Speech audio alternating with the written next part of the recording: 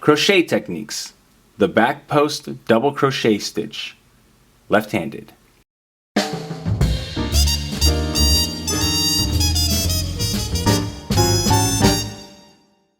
To download a guide with our 5 favorite tips to improve your crochet skills right now, visit newstitchaday.com/5crochet-tips. For this tutorial, you'll need the following materials: a crochet hook and a ball of yarn. Special thanks to our sponsor Lion Brand for providing today's yarn. Today we are using their Lion's Pride Woolspun, available exclusively at Michael's Craft Stores and lionbrand.com.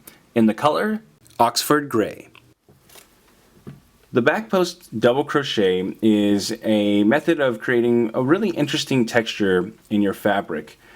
Because the stitches are a little bit more elongated than with a single crochet front post or back post single crochet, you get a little bit deeper ridges if you do this on every row.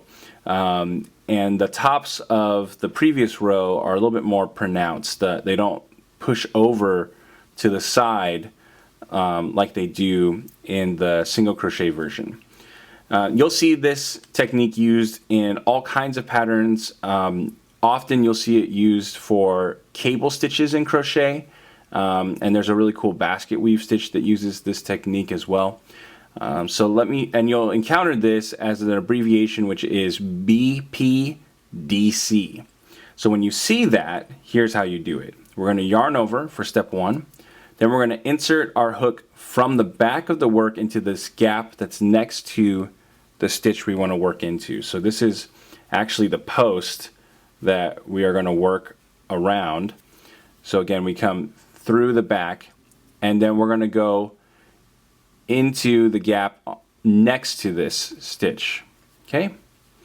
Then we will yarn over and draw through the gap.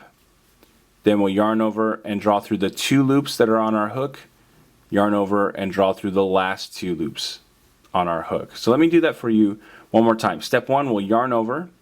Step 2, we're going to come through the gap facing you.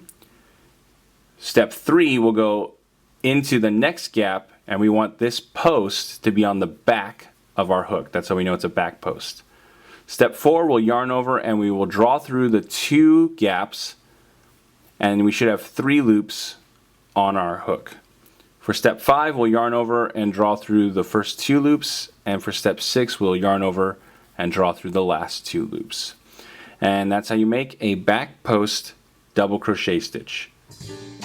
Hey, I'm Johnny Vasquez, founder of New Stitch a Day and your teacher for this tutorial. I want to thank you so much for taking the time to learn from us. If you'd like to see more videos just like this, we produce new content every single day, hence New Stitch a Day. You can click the subscribe button so that you don't miss a single stitch. And if you click one of the links to the side here, you can see the previous stitch in our series or the next stitch in our series. And if you click this link, you'll be able to see one of my favorites. And don't forget, you can also download a PDF with the written instructions for this tutorial by clicking or using the URL link that's on the screen. Again, I want to thank you so much for learning with us, and I hope that we've helped make your knitting and crochet skills a little bit better today. Yarn on!